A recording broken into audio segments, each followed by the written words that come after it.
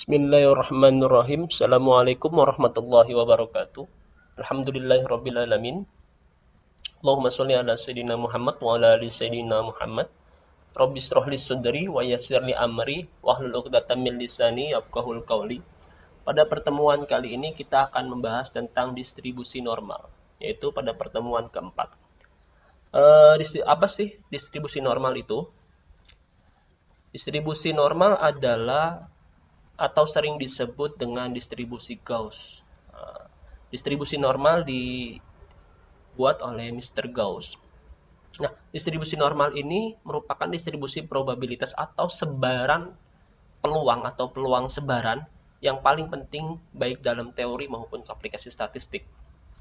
Distribusi normal memodelkan fenomena kuantitatif pada ilmu alam maupun ilmu sosial.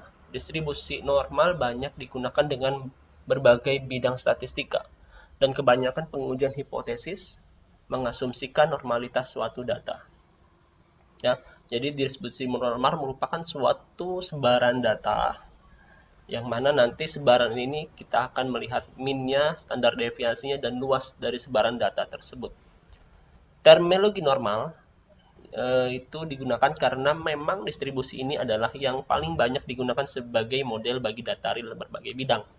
Contohnya antara lain karakteristik fisik mau hidup mau makhluk hidup, dari skor berat, tinggi badan manusia, dan lain-lain. Dan juga dari kesalahan-kesalahan pengukuran dalam eksperimen ilmiah, pengukuran intelijensia dan perilaku. Dan juga sering digunakan dalam skor berbagai pengujian dan berbagai ukuran dan indikator ekonomi. Jadi distribusi normal bisa digunakan atau aplikasinya dengan suatu ujian atau memeriksa suatu ujian ulangan dari mata pelajaran, kita bisa menggunakan distribusi normal.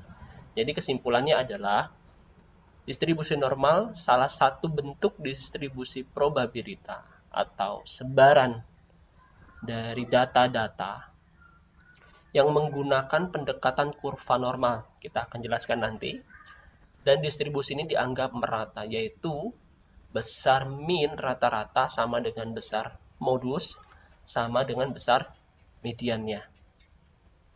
Selanjutnya tentang pengertian dan ciri-ciri distribusi normal. Distribusi normal adalah salah satu distribusi teoritis dari variabel random continue, yaitu distribusi yang terdapat angka desimal dan berupa kurva yang terdapat integralnya. Distribusi normal sering disebut distribusi Gauss, sesuai nama pengembangnya yaitu Carl Gauss pada abad ke-18, seorang ahli matematika dan astronomi. Nah, fungsi dari distribusi normal secara umum yaitu memiliki bentuk fungsi sebagai berikut. Fx sama dengan 1 dibagi sigma pangkat 2 pi dikali E kuadrat min setengah X dalam kurung X dikurang mu pangkat dikuadratkan dibagi sigma atau tau. Nah, keterangannya adalah X adalah nilai dari data atau skor dari data. Pi merupakan dengan nilai 3,14. Sigma atau tau sama dengan simpangan baku. Mu itu adalah rata-rata X. Dan E adalah error dari suatu skor, yaitu 2,71828. Selanjutnya, karena distribusi normal menggunakan pendekatan kurva normal, maka selanjutnya kita akan menjelaskan tentang kurva normal, ya. Jadi distribusi normal merupakan distribusi yang simetris. Artinya apa? Nah, jadi kurva normal bentuknya seperti ini, ya, kayak lonceng. Nah, dia berbentuk simetris. Artinya apa? Di sini tengah-tengah merupakan dari min atau rata-rata, yaitu sama dengan mu, sama dengan median, sama dengan modus. Jadi penyebaran data yaitu terpusat pada titik tengah, yang mana titik tengah merupakan ini bersifat simetris, yaitu antara bagian kanan dan bagian kiri ini berbentuk sama, simetris, ya. Dan berbentuk genta atau lonceng, ya. Ini kalau diperhatikan, kurva normal berbentuk lonceng atau genta. Pada bentuk tersebut ditunjukkan hubungan ordinat pada rata-rata dengan berbagai ordinat pada berbagai jarak simpangan baku yang diukur dari rata-rata. Dalam bentuk diagram atau kurva disebut kurva normal. Distribusi normal digambarkan sebagai berikut, ya. Jadi sifat dari distribusi yang normal yang pertama adalah bersifat simetris, ya, masing-masing identik, hampir sama, ya, antara bagian kanan dan bagian kiri, dan di sini memiliki ekor, ya, dan ini dia tidak pernah menyentuh garis X, ya, ini garis X, dan ekor ini tidak pernah menyentuh garis X. Ekor ke kanan, kurva memanjang hingga angka tak terhingga, dan ekor ke kiri, terus sampai terusnya kurva memanjang ke kiri hingga angka tak terhingga, ya. Jadi untuk kurva normal bisa digambarkan seperti ini sebagai pengenalan pertama. Nah, selanjutnya kita akan membahas tentang sifat-sifat kurva normal. Kurva tersebut dipengaruhi oleh rata-rata dan simpangan baku atau tau. Jika rata-rata mu besar dan simpangan baku besar, maka kurvanya makin rendah. Nah, dinamakan platik-kurtik dan semakin landai. Jika rata-rata mu besar dan simpangan baku kecil, maka kurvanya makin tinggi, leptokurtik dan semakin lancip, ya. Nanti kita pelajari. Nah, dari bentuk kurva distribusi normal dapat diketahui sifat-sifat distribusi normal, yaitu sebagai berikut. Distribusi normal adalah bentuk genta atau lonceng dengan satu puncak unimodal, ya. Dengan satu puncak ini, ya, dinamakan unimodal. Maaf, unimodal, ya. Yang kedua, rata-rata atau mu terletak di tengah-tengah. Ini, jadi garis tengah ini merupakan min atau rata-rata dari penyebaran data, ya. Yang ketiga, kurva mencapai puncak pada saat X sama dengan rata-rata.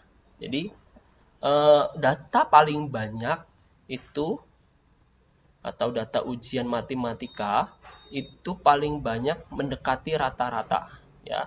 Jadi di sini ya, di sini rata-rata, modus, median terletak semuanya di tengah. Dan nilai paling tinggi, ya, dari sebaran data siswa itu terletak pada titik minnya atau pada titik rata-ratanya yang terdapat di tengah pada kurva normal.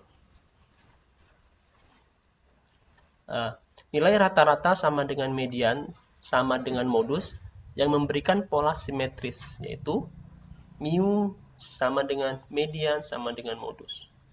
Sifat yang kelima yaitu setengah di sisi kanan, nilai tengah, dan setengah di sisi kiri. Jadi luas permukaan dari kurva normal ini antara kiri dan kanan itu berjumlah 1.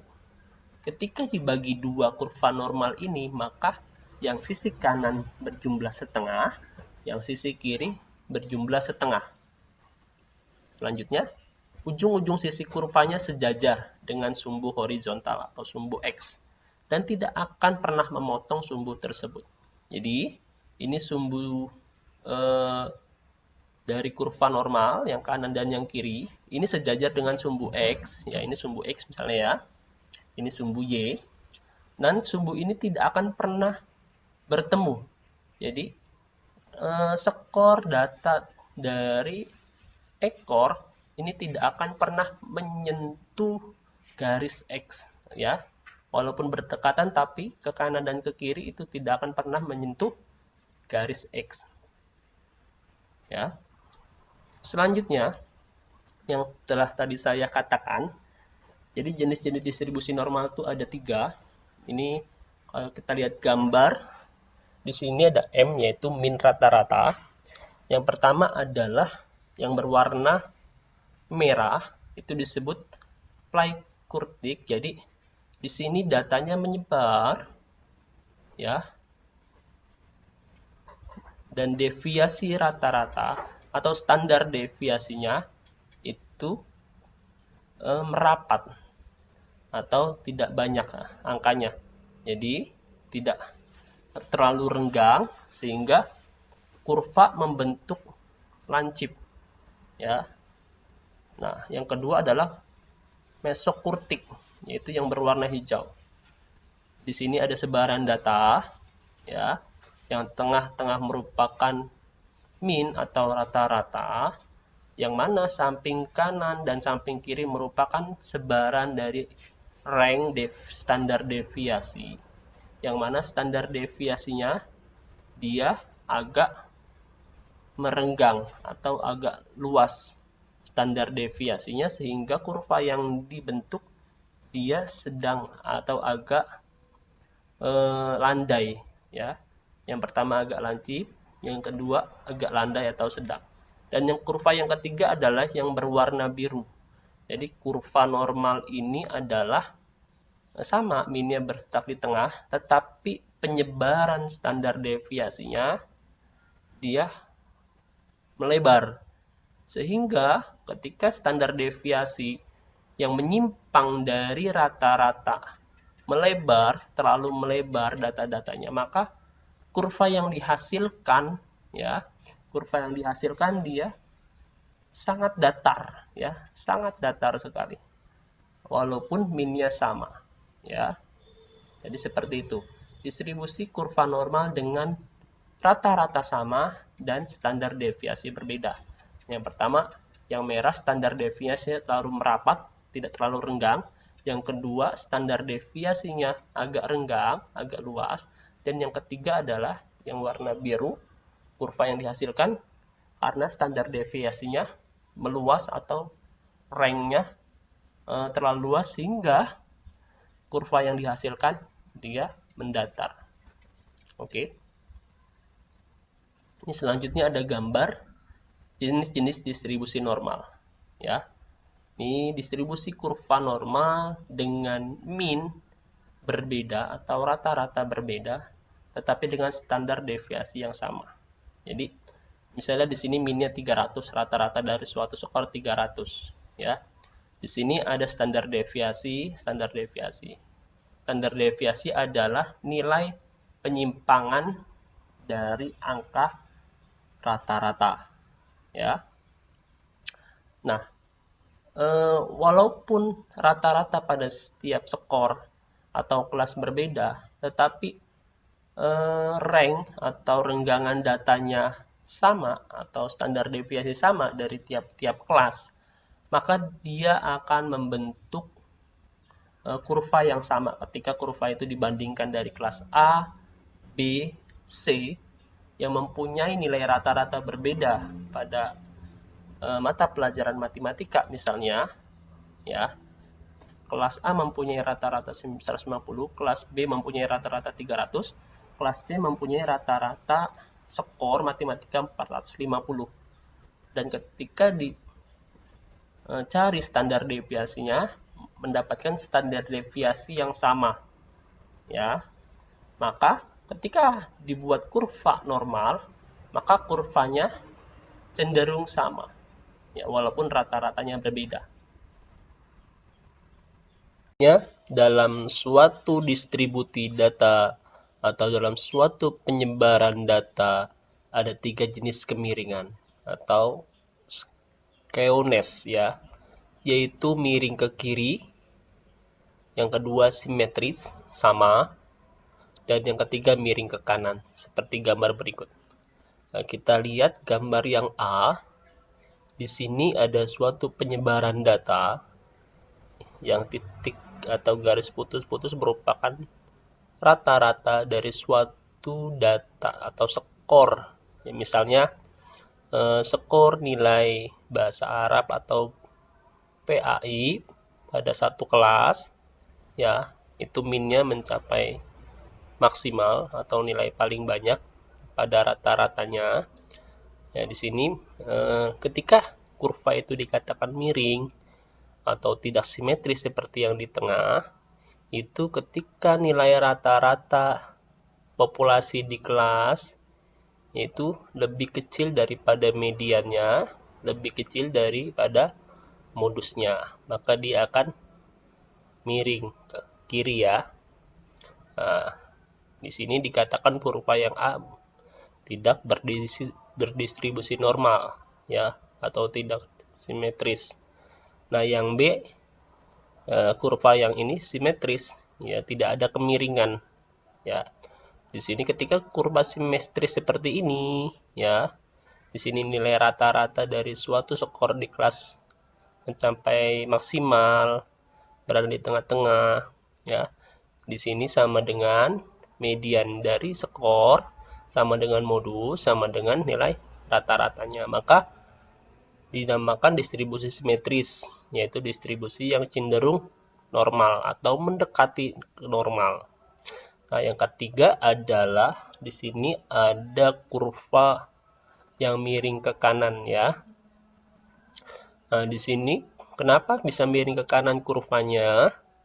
Karena di sini modusnya lebih kecil daripada median, lebih kecil dari rata-rata skor di kelas.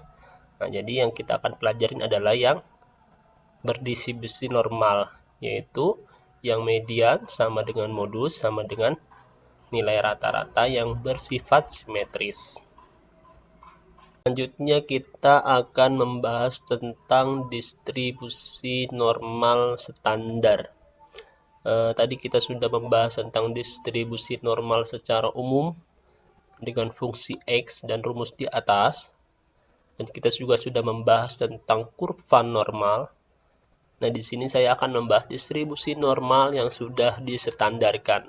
Nah, jadi ketika kita melihat sini ya, yang seperti tadi, yang di atas ini merupakan rumus dari distribusi normal umum. Kita untuk mencari dari fungsi rumus tersebut ini memiliki kesulitan ya, karena terlalu rumit. Nah, untuk memudahkan peneliti untuk mencari nilai dari persebaran data atau dari wilayah persentase data tersebut, maka kita akan menggunakan distribusi normal yang sudah distandarkan. Nah, keluarga distribusi normal memiliki jumlah yang banyak sekali akibat pengaruh rata-rata dari simpangan baku ya, dari ranknya. Akan tetapi untuk mencari probabilitas suatu interval atau peluang suatu interval skor dari variabel random yang secara acak dapat dipermudah dengan menggunakan bantuan distribusi normal standar. Jadi yang pertama adalah distribusi normal secara umum yang menggunakan fungsi X. Nah, untuk memudahkan, karena memang terlalu sulit, maka kita untuk memudahkan mencari peluang atau sebaran data dari luas sebaran data, maka kita akan menggunakan distribusi normal standar atau yang disebut juga distribusi normal baku. Distribusi normal baku adalah distribusi normal yang memiliki rata-rata 0 ya, yang memiliki rata-rata sebesar 0 dan simpangan baku sebesar 1. Jadi sudah disederhanakan. Distribusi ini dijuluki kurva lonceng atau bell curve karena grafik fungsi density probabilitasnya mirip dengan bentuk lonceng. Ya, yang sudah saya jelaskan sama-sama bentuknya lonceng. Nah, distribusi normal standar adalah distribusi normal yang memiliki rata-rata 0 dan simpangan baku. Untuk mengubah distribusi normal umum, ya, yang pertama tadi di atas, menjadi distribusi normal standar atau yang sudah distandarkan menggunakan nilai Z, yaitu standar unit. Ya, kita mencari angka atau skor Z-nya untuk memudahkan mencari distribusi normalnya. Bentuk rumusnya adalah ya, Z sama dengan X atau skor tertentu dikurang mu atau rata-rata dibagi tau atau simpangan baku. Keterangannya adalah Z variabel normal standar. X adalah nilai variabel random atau nilai X tertentu. Mu adalah rata-rata variabel random. Tau adalah simpangan baku variabel random.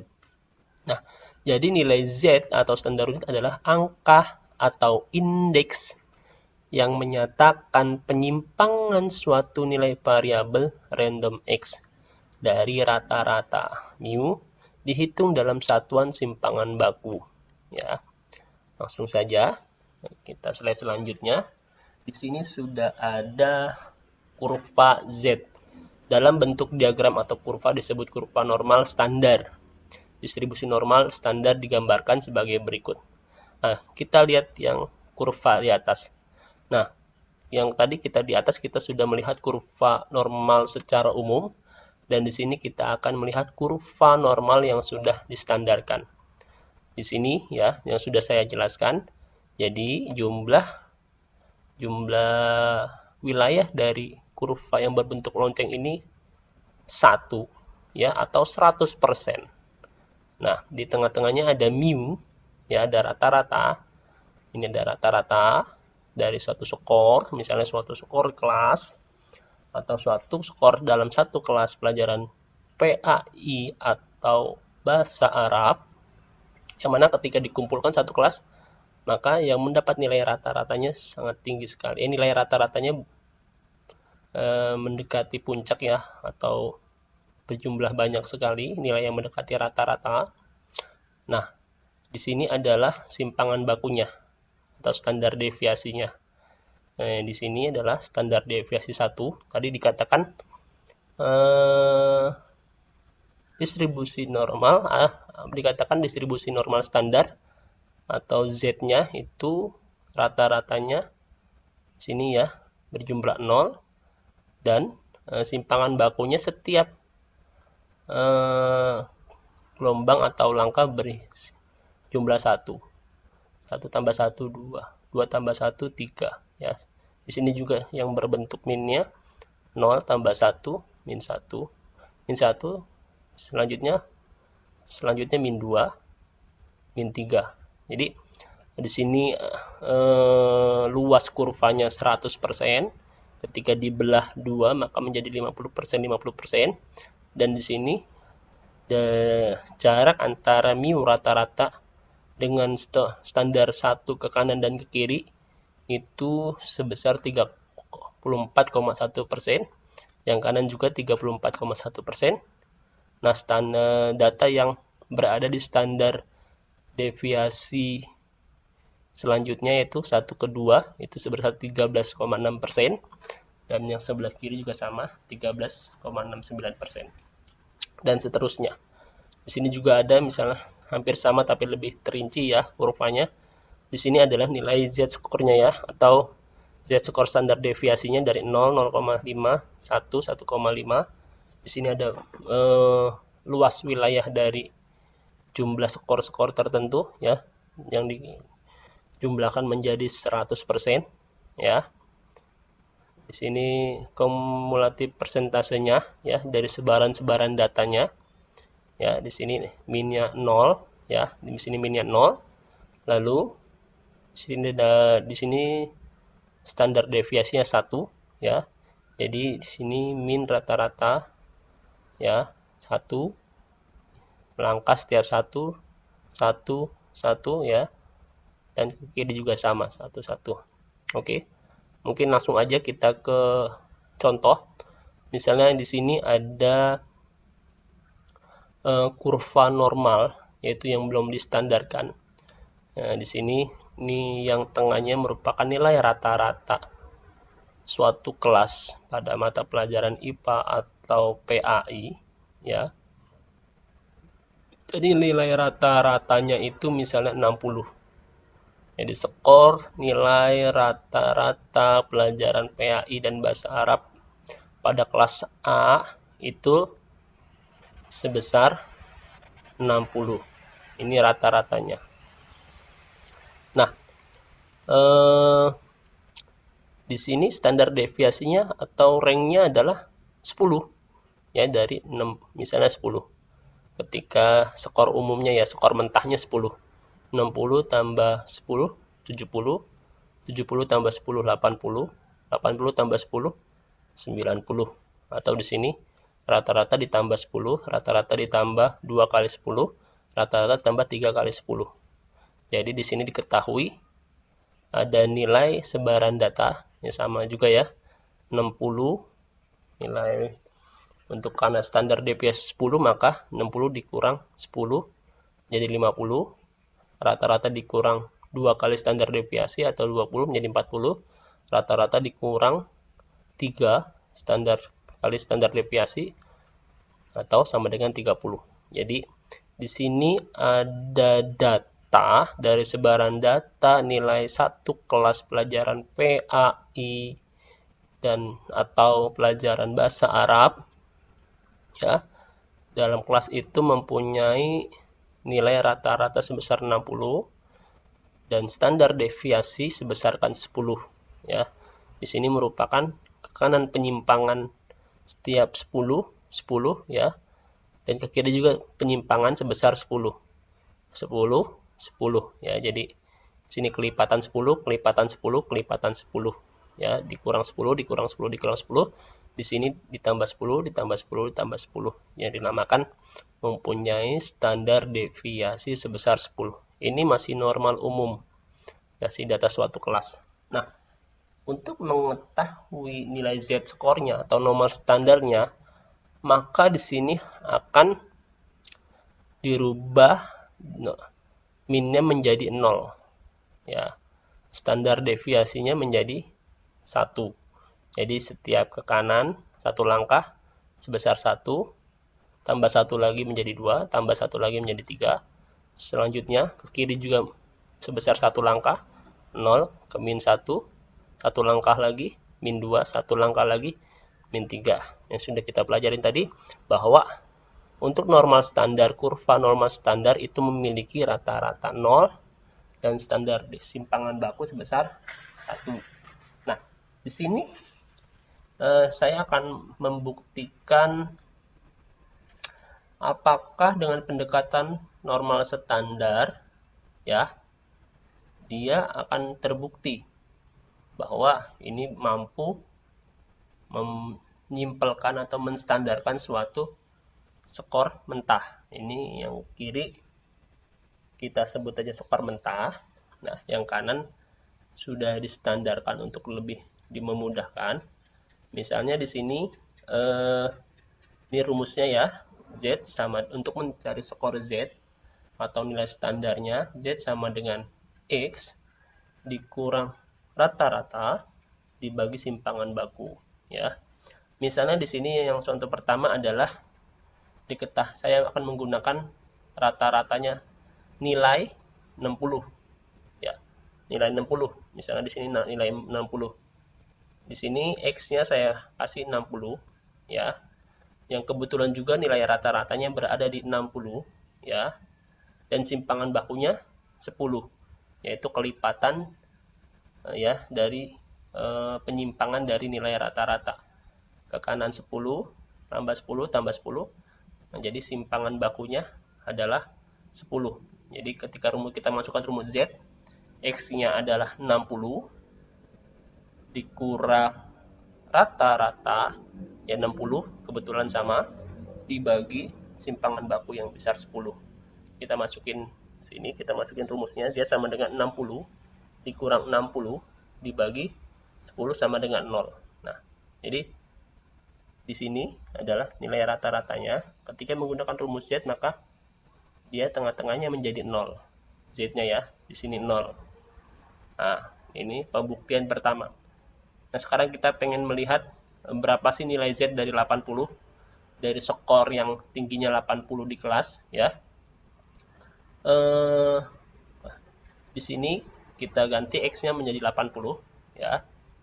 Terus di sininya rata-ratanya tetap 60 ya, rata-ratanya 60. Di sini terus simpangan bakunya tetap sebesar 10. Jadi kita masukin rumus Z, yaitu X dikurang mu dibagi simpangan baku, yaitu 80 ya, X-nya tadi ini 80 dikurang mu rata-rata 60 dibagi simpangan baku yaitu ya sebesar 10 sama dengan 2. Jadi nilai Z dari 80 sama dengan 2 ya. Jadi sama 80 ini jadi nilai Z-nya 2 yang sudah disederhanakan. Ya, 80 di sini dia ada 2 langkah, 1 2, di sini juga 2 langkah, 1 2. Maka ketika X-nya 60, maka Z-nya ketika dicari Z-nya ini ketika skornya 60 dengan rata-rata 60 dengan simpangan baku 10, maka diketahui skor Z-nya 0 ya, sama 0 sama dengan rata-rata. Dan ketika nilai skornya 80 dengan rumus yang sama, maka untuk mencari nilai Z-nya maka ditemukan angka 2 nilai Z-nya ya, seperti itu. Kita ulangin lagi ya. Dari bentuk kurva distribusi normal standar tersebut dapat diketahui sifat-sifat distribusi tersebut ya. Ini tadi simetris, cekung ke bawah untuk interval X-1 sama dengan X plus 1 dan cekung ke atas untuk nilai X di luar interval berikut ya. Kita lihat gambar aja. Jadi di sini yang tadi distribusi normal secara umum ya. Di sini menjadi distribusi secara baku yang mana X-nya sama dengan 0 dijadikan 0 dan simpangan bakunya dijadikan 1 ya. Terus di sini contoh standarisasi yaitu misalnya di sini ada distribusi normal umum atau distribusi kurva normal umum yang diketahui nilai rata-ratanya 5 ya, simpangan bakunya 10, skornya sebesar 6,2 atau X-nya. Ketika kita masukkan rumus di atas ya, Z sama dengan X dikurang mu dibagi simpangan baku sama dengan kita masukkan X-nya 6,2, rata-ratanya 5 dikurang 5 dibagi simpangan baku sama dengan 10. Maka akan menghasilkan nilai 0,12 ya, 0,12 ya. Jadi ketika mencari nilai Z dari simpangan baku 10, skornya 62, rata-ratanya 5, maka akan menghasilkan 0,12 nilai Z-nya ya. Jadi ini sudah, maka nilai Z dari wilayah ini yaitu sebesar 0,12 ya. Oke, selanjutnya. Nah, selanjutnya kita akan mencari berapa persentasekah wilayah dari 0,12 atau nilai Z yang tadi sudah didapat 0,12. Berapa sih ini luas wilayah dari kurva ini? Karena diketahui wilayah keseluruhan kurva sebesar 100% ya. Jadi untuk mengetahui besar wilayah kurva maka kita akan menggunakan namanya tabel Z, yaitu tabel Z-score. Seperti ini tabel Z-score ya. Nah, tabel Z-score seperti ini.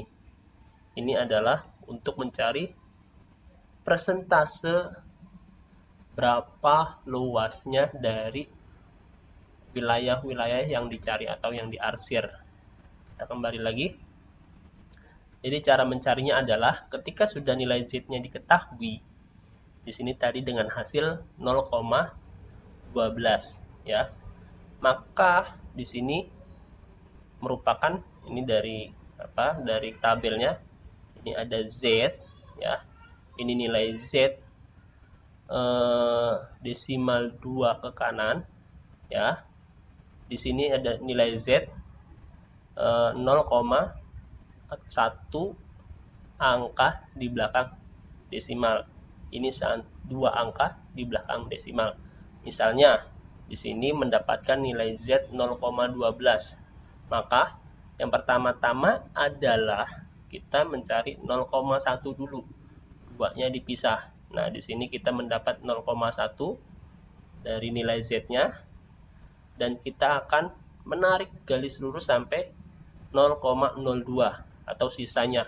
Di sini kan 2. Ketika dipisahkan 0,1, yang 2-nya dipisahkan menjadi 0,02 atau titik 02. Maka ketika itu akan bertemu antara satu angka di belakang 0 dan akan bertemu juga dua angka di belakang 0, maka akan menghasilkan luas dari tabel dari angka skor Z yaitu sebesar 0,478 ya. Jadi luas dari nilai Z 0,12 itu menurut tabel itu sebesar 0,48.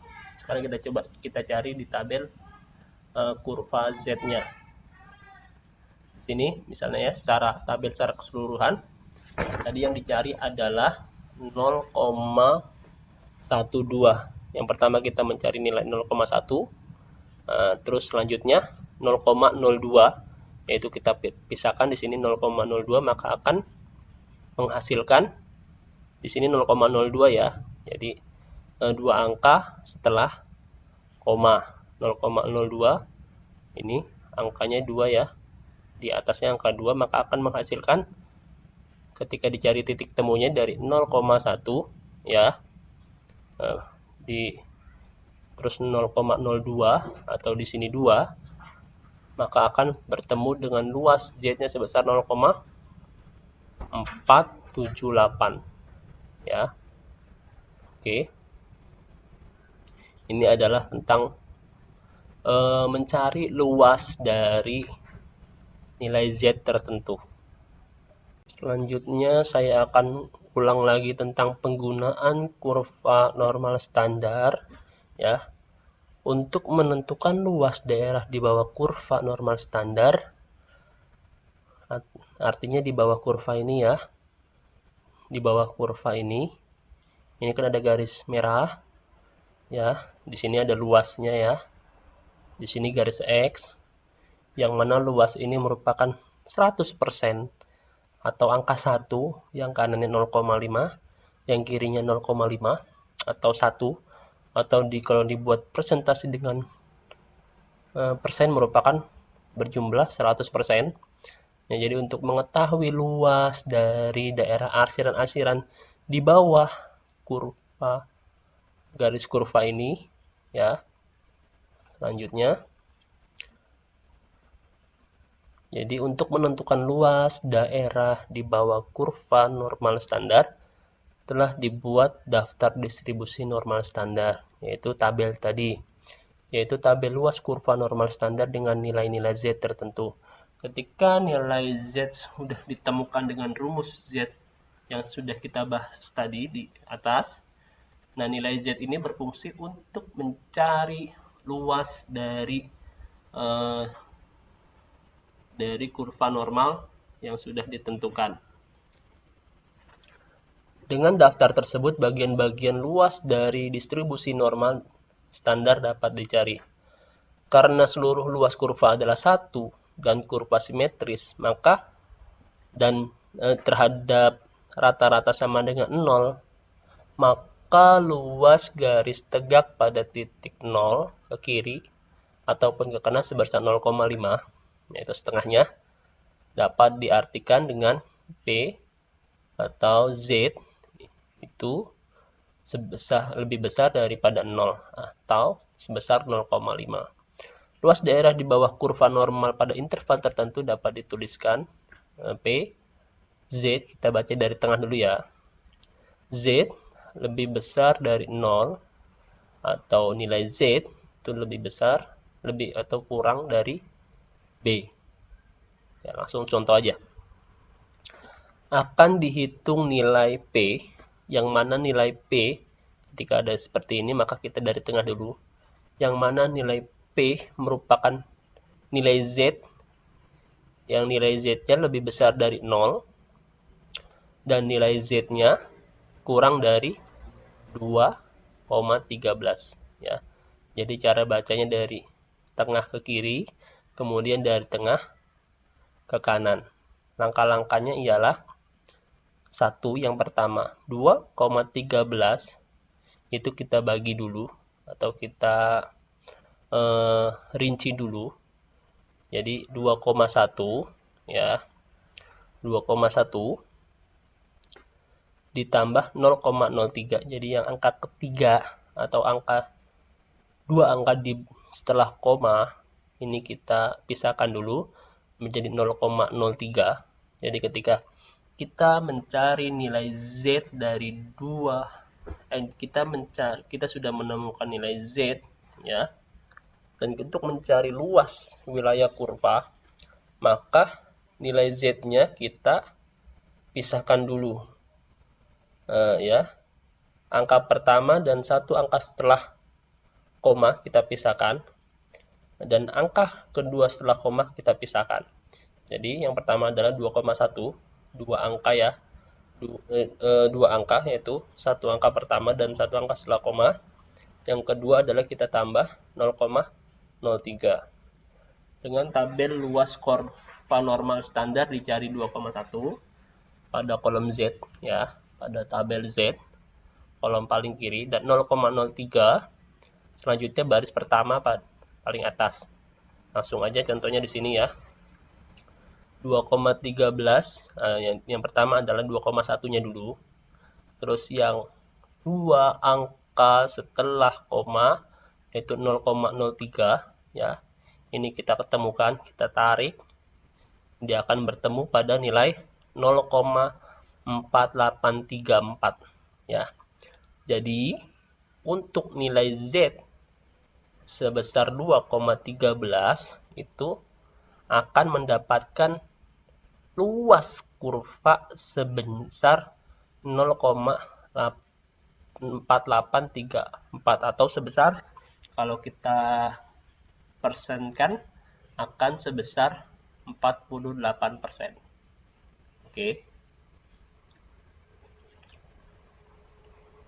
Oke, selanjutnya setelah kita mempelajari dari pembahasan apa itu distribusi normal, kurva normal, dan distribusi baku atau dengan nilai Z, selanjutnya kita akan belajar contoh-contoh soal ya, dengan menggunakan tabel hitunglah nilai dari yang pertama adalah soal yang pertama adalah di sini ada nilai P, yang mana nilai P ya kita dari tengah. Selanjutnya yang nilai Z-nya itu lebih besar daripada min 1,75 dan nilai Z-nya itu kurang dari 0 ya. Oke, soal yang pertama dulu penyelesaian. Karena kurva simetris, yaitu bersifat simetris, yaitu pada titik tengah atau rata-rata sama dengan 0, ini rata-rata sama dengan 0, maka P atau Z lebih besar min 1,75 atau Z lebih kecil dari 0, maka dapat dirubah menjadi seperti ini ya. Ini kalau dia min, dia berada di sisi kiri. Nah, ini bisa disebut juga dengan Z lebih besar dari 0 ya, dan Z itu juga lebih kecil dari 1,75. Jadi minnya dihilangkan ya, karena untuk mencari nilai arsiran ini ya, ini minnya ketika akan melihat tabel, maka nilai minnya dihilangkan dulu, maka nanti nilai tabel yang dicari adalah yang 1,75. Dari tabel diperoleh nilai P, Z lebih besar dari 0 dan Z lebih kecil dari 1,5, maka akan ditemukan 0,4599 ya. Jadi tabel, kita lihat tabel lagi. Untuk angka 1,75 ya, 1,75 kita cari angka 1,7 dulu ya. Terus kita cari angka 0,5 ya, maka akan mendapatkan ini ya, 0,4599. Oke.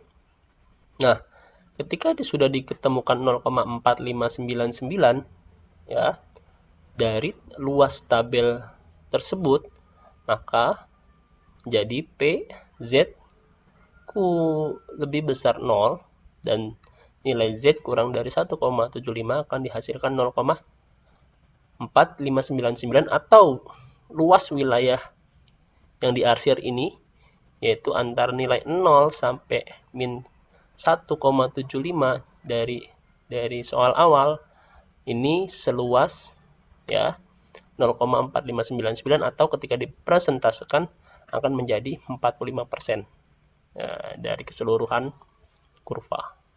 Paham ya? Oke, selanjutnya pada soal yang kedua, P di mana nilai P itu nilai Z yang mana nilainya lebih besar daripada 1,3 dan Z lebih kecil dari 2,12 ya. Di sini maka dapat diubah menjadi ya begini ya, misalnya P Z lebih besar dari 0 dan Z lebih kurang dari 2,12 dikurang P mana nilai Z-nya adalah lebih besar dari 0 dan Z kurang dari 1,32 ya. Di sini jadi gini ya, jadi yang nilai P 2,12 di sini dikurang nilai Z 1,32. Jadi yang kita cari adalah luas yang diarsir saja, yang biru ini. Nah, ketika nilai dari Z ketika dicari di tabel Z, maka akan mendapatkan luas sebesar 0,4830. Bisa dilihat di tabel Z nanti ya. Dan ketika nilai Z-nya yang kedua adalah 1,32, ketika dicari di tabel Z akan mendapatkan 0,4066.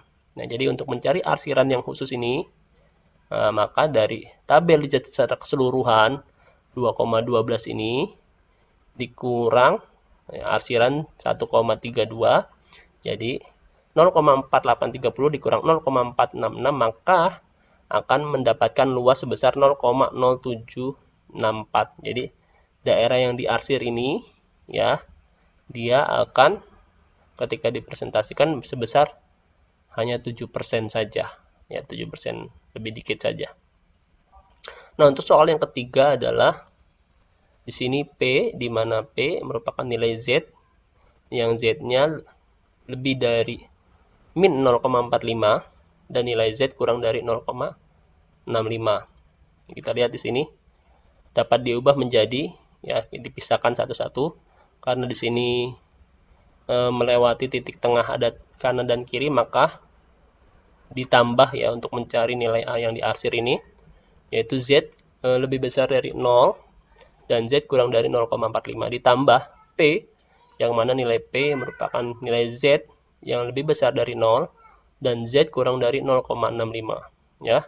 Jadi ketika 0,45 dicari di tabel Z mempunyai angka seluas 0,1736 dan 0,65 ketika dicari di tabel Z maka akan menemukan luas sebesar 0,2422 ya.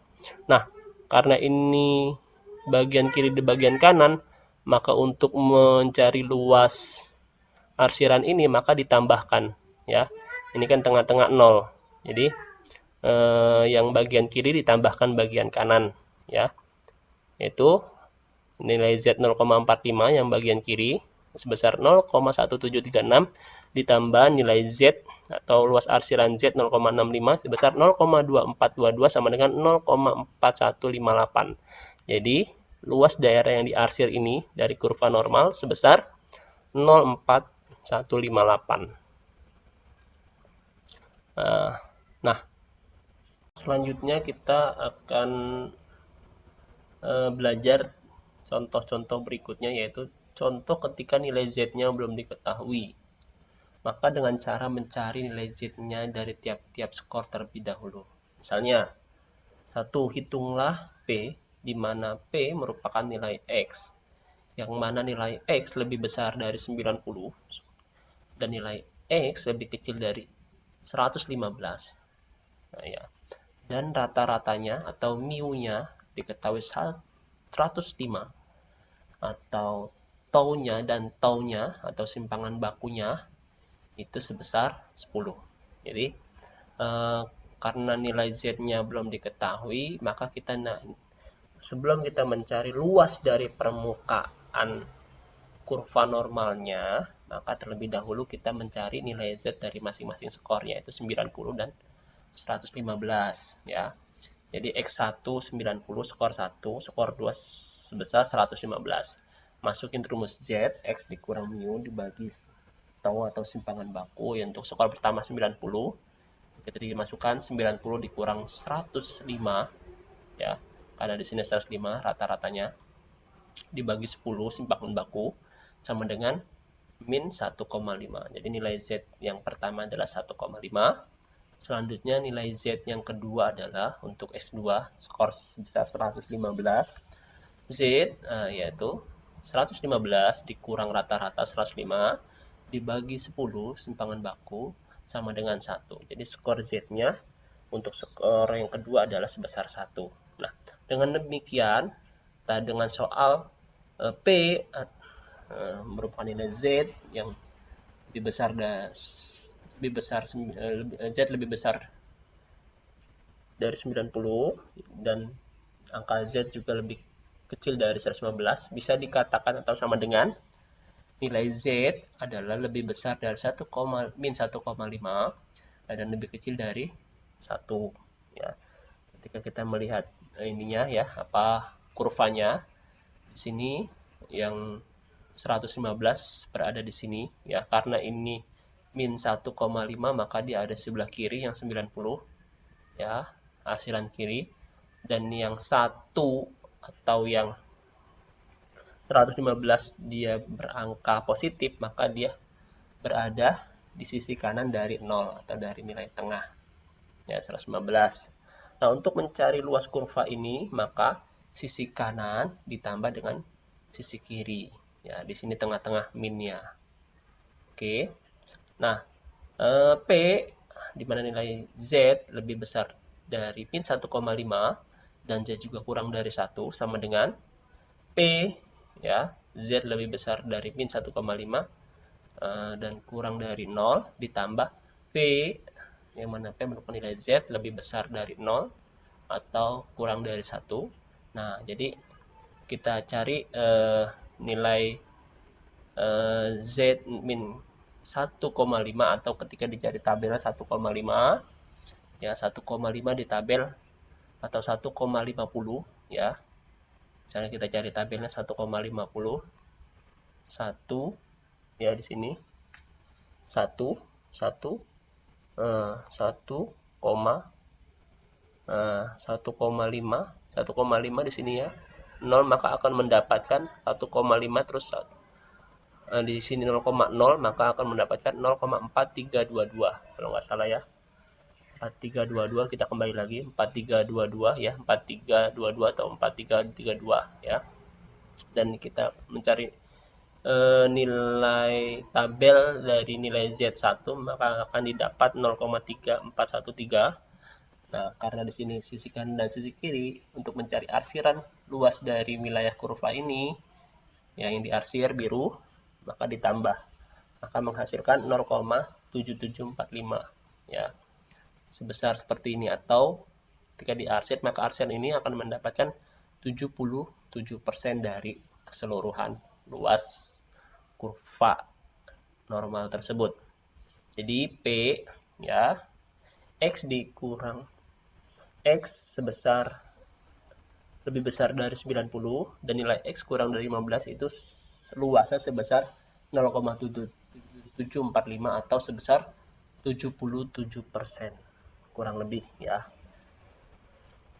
Selanjutnya saya akan memberikan contoh-contoh lain, yaitu berupa contoh-contoh cerita supaya teman-teman agar lebih paham tentang distribusi normal, tabel Z atau kurva normal.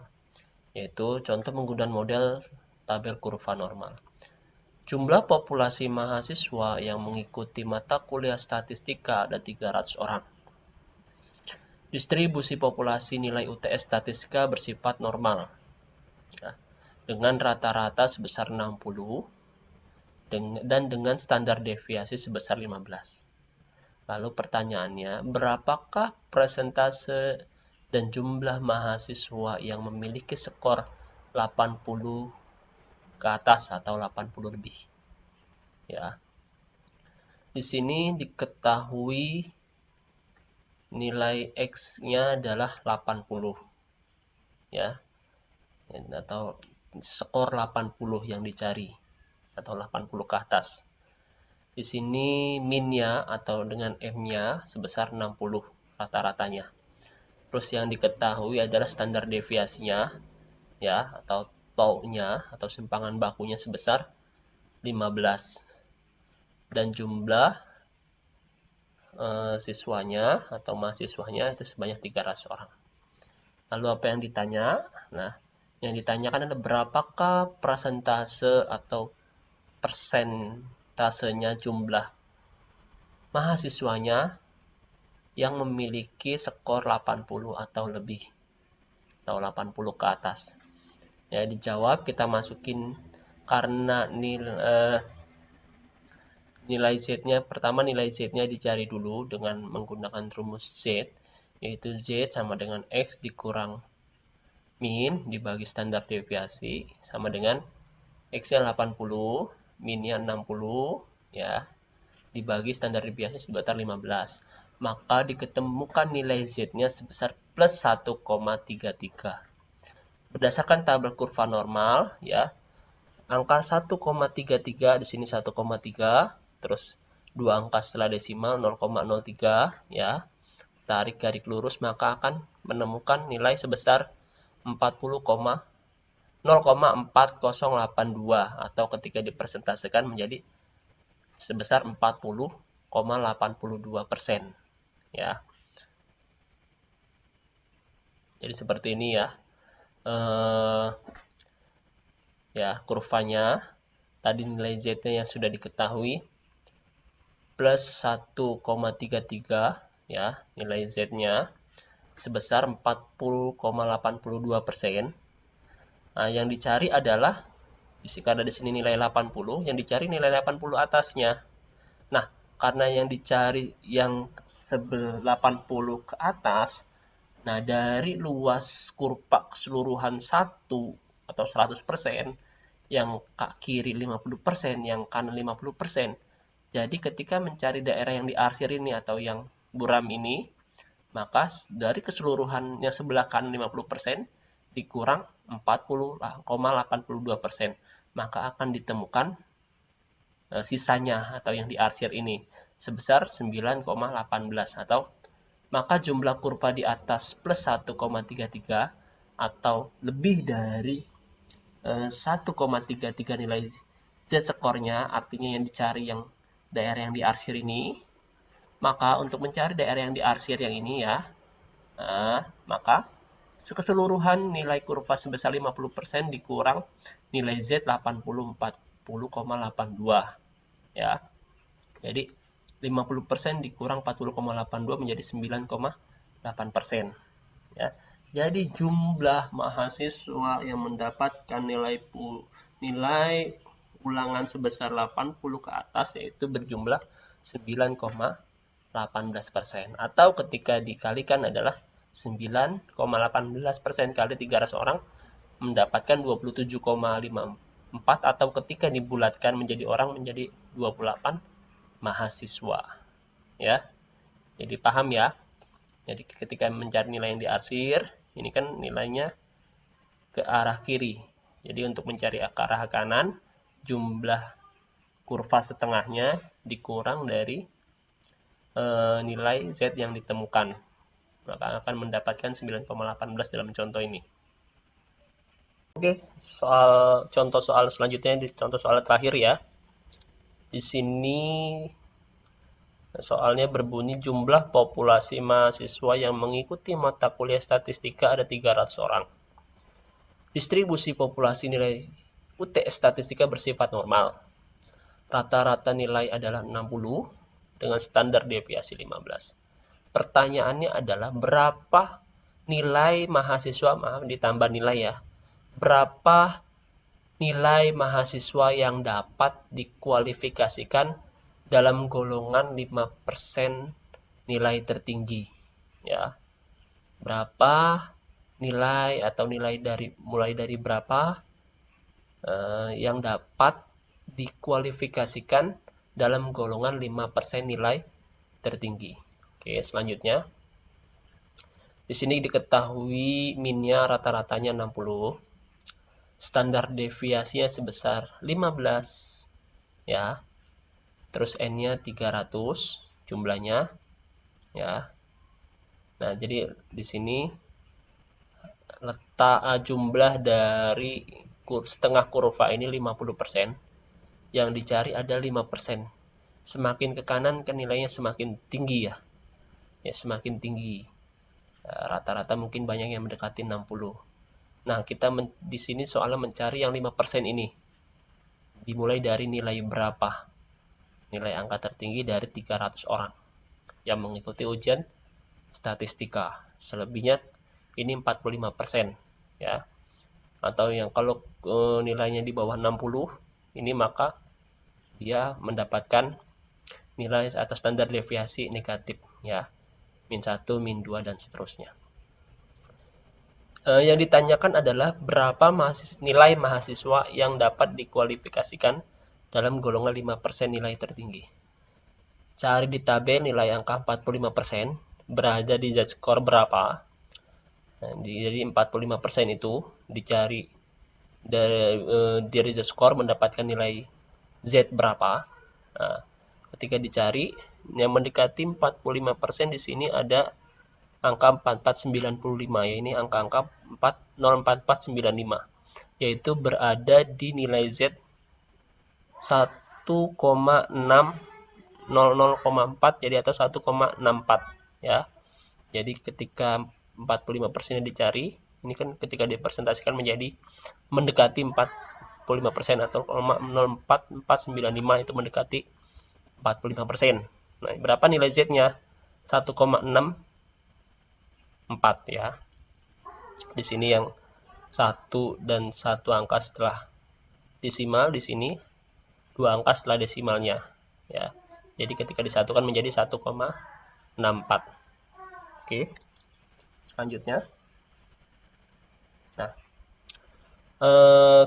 ketika sudah diketahui nilai Z-nya atau nilai Z-nya mendekati 45%, dan di sini dicari yang ditanya adalah X-nya, yaitu nilai skor mahasiswa yang mendekati yang termasuk dari 5% teratas. Jadi adalah Z sama dengan X dikurang min atau mu rata-rata dibagi standar deviasi. Yang mana yang Z-nya sudah diketahui, yang X-nya belum diketahui. Jadi plus 1,65 ya sama dengan X dikurang 60 rata-ratanya dibagi 15 standar deviasinya. Nah, jadi di sini yang 15 pindah ke sisi kiri, tadi pembagian menjadi perkalian, jadi plus 1,64 dikali 15. Nah, yang kanan tetap ya, X dikurang 60. Nah, selanjutnya 1,645 dikali 15 ya, dari pembagian jadi perkalian, pindah ke sisi kiri menjadi 24,6 sama dengan X dikurang 60. Nah, untuk mencari X maka 60 pindah ke kiri ya. Pindah ke kiri karena di sini min bukan pembagian perkalian, maka dipindah kiri menjadi plus 24,6 plus 60 sama dengan X. X sama dengan yaitu 24,6 dibagi 60 sama dengan 84,6. Jadi ketika dibulatkan 85. Jadi jawabannya adalah X-nya sudah ketemu ya, 85. Jadi nilai mahasiswa yang dikualifikasikan dalam 5% golongan tertinggi yaitu dimulai dari nilai 85 ke atas. Oke. Nilai dalam golongan 5% tertinggi harus memiliki nilai mata kuliah statistika sebesar 84,6 atau 85 ke atas. Maka dia akan tergolong dengan 5% angka tertinggi dari nilai statistika ya.